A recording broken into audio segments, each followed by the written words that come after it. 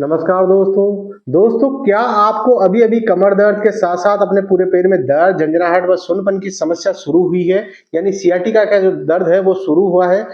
और अब आपके डॉक्टर ने आपको एमआरआई करवाने की सलाह दी है। अब आप बिना एमआरआई के कैसे पता करोगे कि आपकी जो डिस्क है उसके अंदर डिस्क बल्ज हुआ है या डिस्क हर्निएशन हुआ है? यानी आपकी जो डिस्क है वो हल्की निकली है या बहुत ज्यादा बाहर निकल चुकी है। अगर मान लीजिए आपको डिस्क बल्ज की जो समस्या हुई है, तो डिस्क बल्ज के अंदर क्या होगा कि जब आप खांसेंगे, चीखेंगे तो उससे आपको आपकी कमर के साथ साथ आपके पूरे पैर में दर्द, झंझनाहट व सुन्नपन महसूस होगा। जब भी आप आगे की तरफ झुकेंगे तो उससे वो जो डिस्क बल्ज है वो पीछे की तरफ शिफ्ट होगा, यानी जो डिस्क का जो मटेरियल है वो पीछे की तरफ शिफ्ट होगा और उससे नस के ऊपर दबाव आएगा और उससे भी आपको आपके पैर में दर्द, झंझनाहट व सुन्नपन महसूस होगा। लेकिन जैसे ही आप खड़े होंगे, यानी आप अपनी स्पाइन को एक्सटेंड करेंगे, तो जो डिस्क मटेरियल है वो आगे की तरफ शिफ्ट होगा और उससे आपका जो दर्द है वो कम हो जाएगा। यानी जब भी आप खड़े होंगे या खड़े होकर चलेंगे तो उससे आपको आपके दर्द के अंदर आराम लगेगा। तो उससे आप कंफर्म कर सकते हो कि आपकी जो समस्या है उसका कारण डिस्क बल्ज है।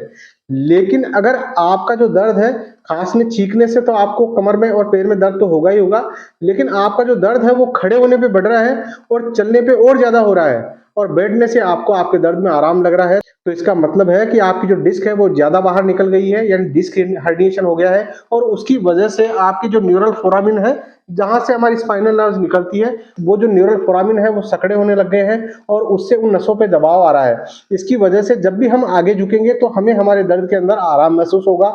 जब भी हम हमारी रीढ़ की हड्डी को आगे की तरफ झुकाएंगे या बैठेंगे